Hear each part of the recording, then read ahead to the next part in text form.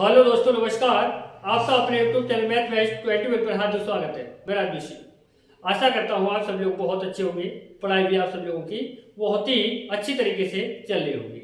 अगर नहीं चल रही तो मेरे प्यारे भाइयों, मेहनत से जुट जाइए, क्योंकि मेहनत करेंगे तभी कुछ मिलेगा। तो एसएससी जीडी का एग्जाम आपके सर पर है, तो इसके लिए आपको करना क्या है, एक टारगेट बना के चलना है। आपके लिए हर दिन एक प्रैक्टिस सेट करना है, चाहे वो किसी का भी हो। तो प्रैक्टिस सेट लगातार, मतलब हर दिन एक टाइम के साथ, टाइम टेबल के अनुसार आपको हर दिन प्रैक्टिस सेट लगाना है।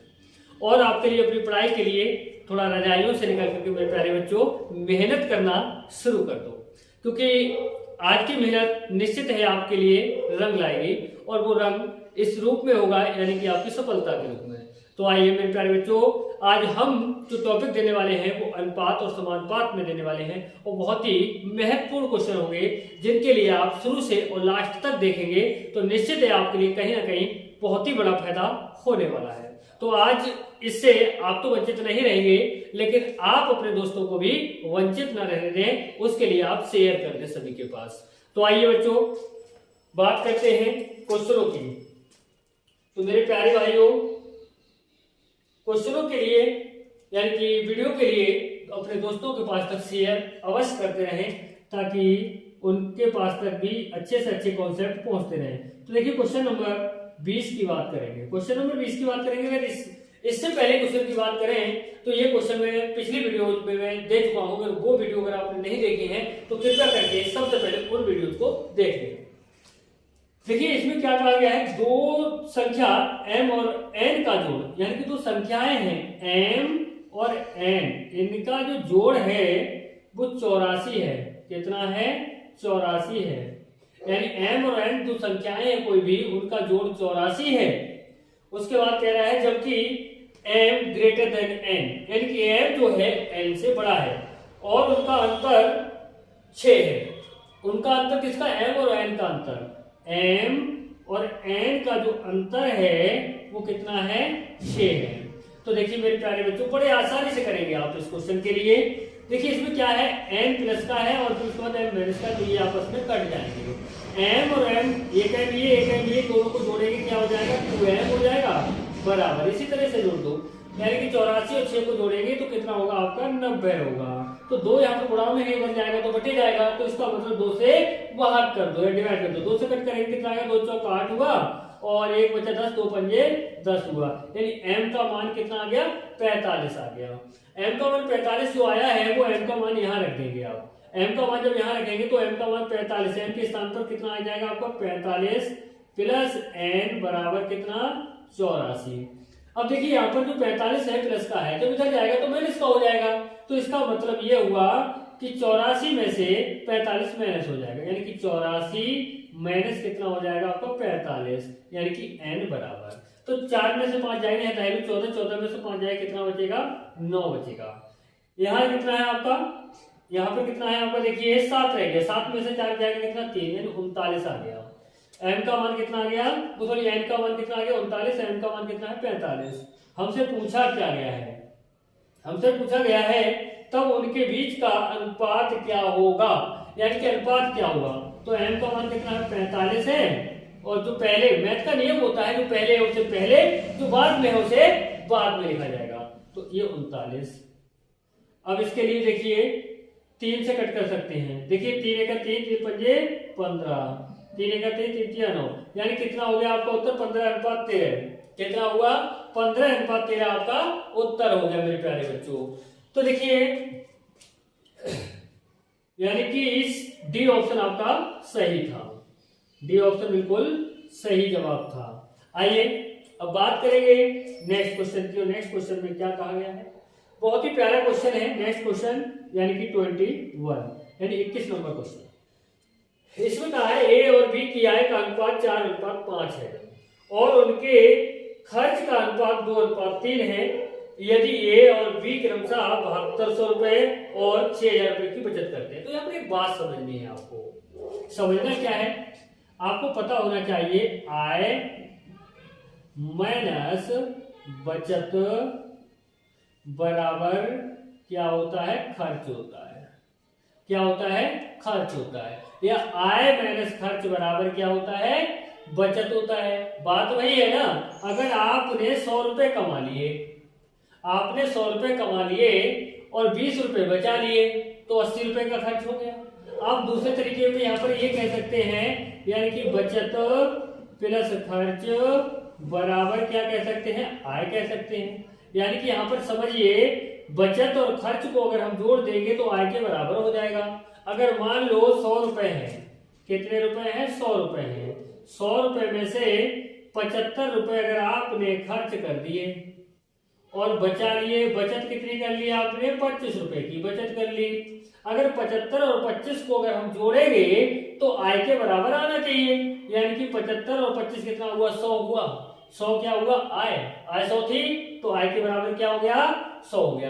तो ध्यान देंगे यहाँ पर ये बात समझने वाली बातें हैं। आय बराबर, आय माइनस बचत बराबर खर्च भी कह सकते हैं, या खर्च को ले जाएंगे जब माइनस में पहुंच जाएगा तो आय माइनस खर्च बराबर बचत भी कह सकते हैं। बात एक ही है। तो देखिए प्यारे बच्चों, इस क्वेश्चन में ऐसा ही कुछ करना है आपके लिए। ए और बी की आय का अनुपात, यानी कि जो आय का अनुपात है, आय किसकी, ए और बी की, वो क्या है, 4:5 है। इसके लिए x के 7 मान लें।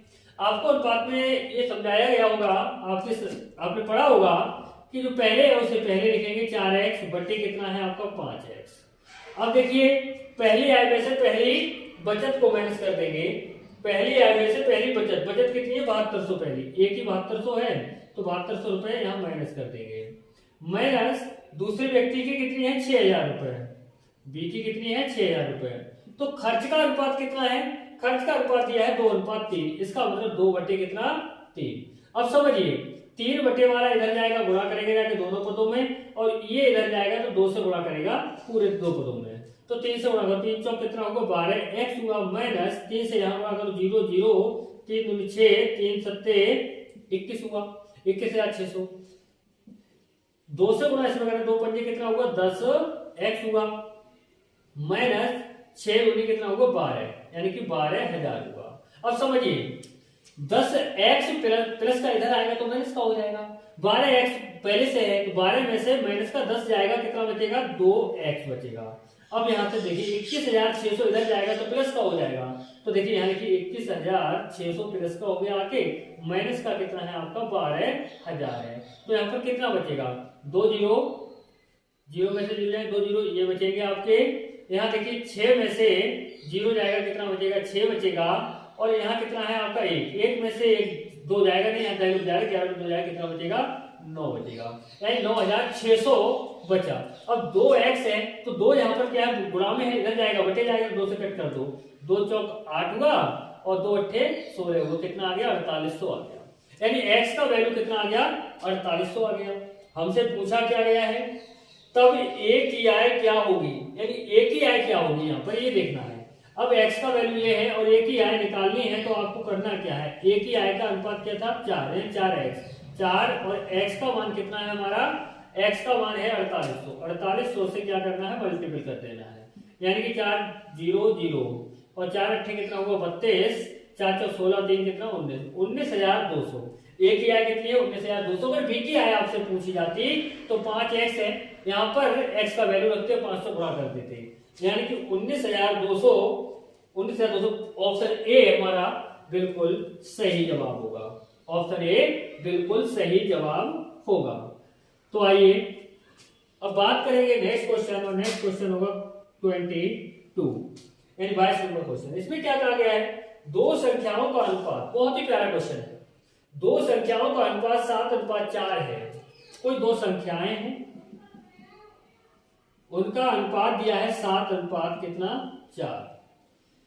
यदि उनके वर्गों का अंतर 297 है, वर्गों का अंतर 297 है, तब उनका जोड़ कितना होगा। तो ध्यान देंगे, x के 7 मान लीजिए इनके लिए, इनके वर्ग और इनके वर्ग का जो अंतर है वो 297 है, तो इसका वर्ग कितना हो जाएगा, यानी 7x का स्क्वायर माइनस 4x का स्क्वायर बराबर है 297 के।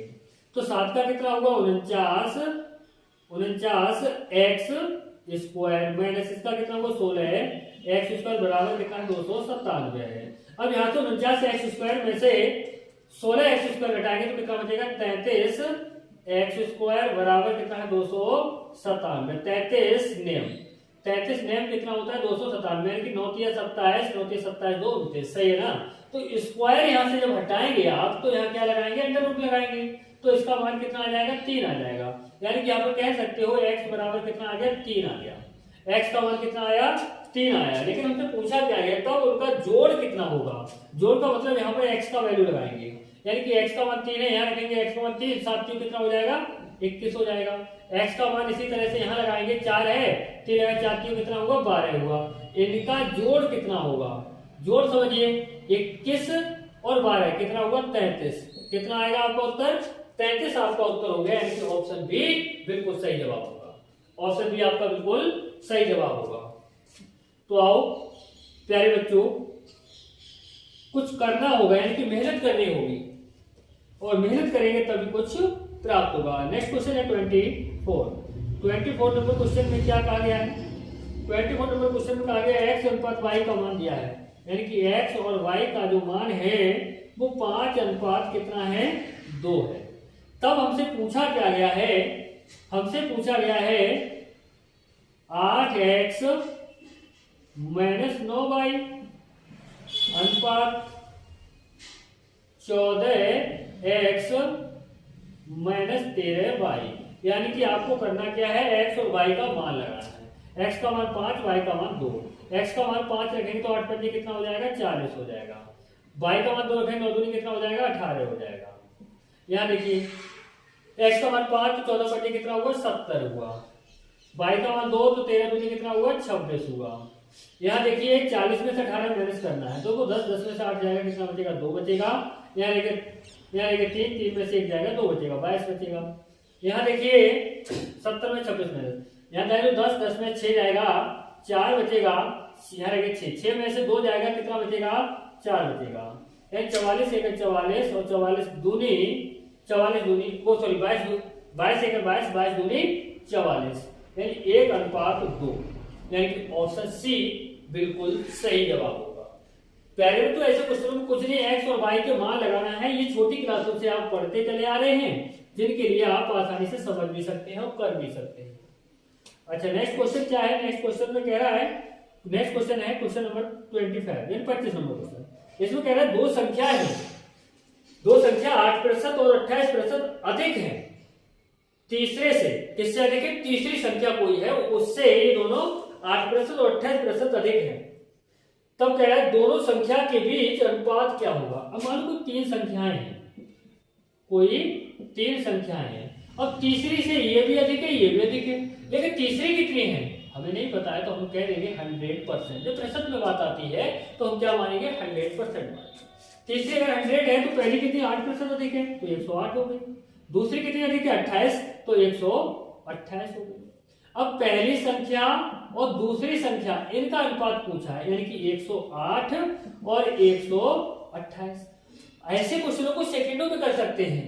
अब देखिए यहाँ किससे कटेगा, 4 दूनी 8 और 2 बचा 28, 4 सत्ते 28, 4 की 12 4 दूनी 8, यानी कि 27 अनुपात 32 आपका बिल्कुल सही जवाब हो गया। 27 अनुपात 32, यानी कि अगर हम बात करेंगे तो ऑप्शन बी हमारा बिल्कुल सही जवाब होगा। तो ऐसे क्वेश्चनों के लिए सेकंडों में कर सकते हैं। तो मेरे प्यारे बच्चों मैं वैसे आप लोगों से यही कहना चाहूंगा कि वीडियो के अगर वास्तव में वीडियो आपको पसंद आ रही है और समझ में आ रही है वीडियो, तो वीडियो के लिए बीच में स्किप ना करके, देखो मैं बार बार ये क्यों कहता हूँ स्किप करके ना देखें, क्योंकि मैं हो सकता है उससे भी अच्छे क्वेश्चन हैं जो क्वेश्चन आप छोड़ रहे हैं, जो क्वेश्चन एग्जाम में मिल सकते हैं, उनके लिए आप जरूर पढ़ते रहें। कोई ज्यादा टाइम की वीडियो नहीं दे रहा हूँ, वो छोटी शॉर्ट वीडियो, यानी कि ज्यादा आपकी 10 से लेकर के 12 मिनट के बीच रुक जाती है, 10 से 12 तक आपका मतलब जो है हो जाता है।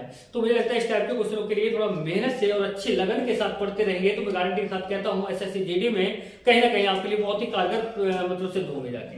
तो मेरे प्यारे बच्चों मेहनत करते रहिए, मेहनत करते रहेंगे तभी कुछ होगा। इन माँ बाप के सपनों को पूरा करना है आपके लिए, तो मैं आपसे फिर कह रहा हूँ कि बन के दिखाइए कुछ ऐसा जो सभी बनना चाहें आपके जैसा।